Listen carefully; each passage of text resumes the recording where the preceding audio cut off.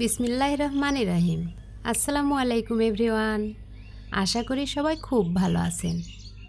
আজ সম্পূর্ণ ভিন্ন ধরনের একটি ভিডিও নিয়ে আপনাদের মাঝে হাজির হলাম। আমি রুমা হোসেন। আমি ইউটিউব থেকে এবার দ্বিতীয় পেমেন্ট পেলাম। প্রথমবার অবশ্য আপনাদের সঙ্গে শেয়ার করা হয়নি।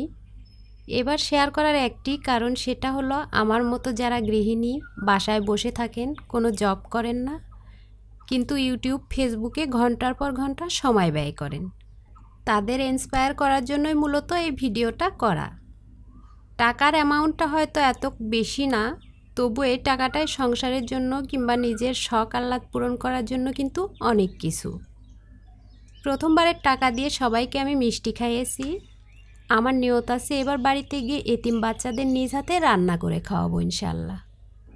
সবাই হয়তো আমার কথা শুনে ভাবছেন আমি ইউটিউব থেকে কিভাবে টাকা ইনকাম করব, আমি তো কাজই জানি না। এই কনফিউশন আমারও ছিল, আমিও কাজ জানতাম না। কাজ শুরু করলে কিন্তু কোনো না কোনোভাবে হয়েই যায়। আপনার আশেপাশে কেউ কাজ জানলে তার কাছ থেকে শিখবেন, তাও যদি না হয় তাহলে ইউটিউব দেখে দেখে শিখে নিন। এখন তো কত কিছুই শেখা যায় ইউটিউব দেখে দেখে। যারা গ্রামে থাকেন তাদের কথা আলাদা, তারা তো হাঁস মুরগি গরু বাছুর পালেন, তাদের টাকা পয়সা কিছুটা ইনকাম হয়। কিন্তু আমরা যারা শহরে বাসা বাড়িতে থাকি, তারা কিন্তু মোবাইল থেকে এভাবে ইনকামের চেষ্টা করতে পারি। এবং ইউটিউব থেকে যে টাকা ইনকাম করা সম্ভব, এটা আমি ইউটিউব চ্যানেল খোলার পর বুঝেছি। যার যেটা অভিজ্ঞতা আছে সেটার উপরেই কাজ করতে পারেন। আল্লাহ তাআলা কিন্তু সবাইকে কিছু না কিছু গুণ দিয়ে পৃথিবীতে পাঠিয়েছেন। তবে আমার একটা সাজেস্ট থাকবে, আমরা যারা গৃহিণী আছি, আমাদের জন্য সবচেয়ে পারফেক্ট হলো রেসিপি কিংবা কুকিং রিলেটেড চ্যানেল খোলা।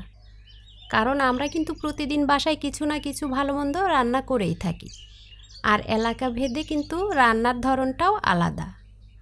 আমরা যদি সেই রান্নাটাই ভিডিও করে ইউটিউবে পোস্ট করি আর এভাবে ধৈর্য নিয়ে সেটা যদি কন্টিনিউ করি, তাহলে আপনিও আমার মতো সাকসেস হবেন ইনশাল্লাহ।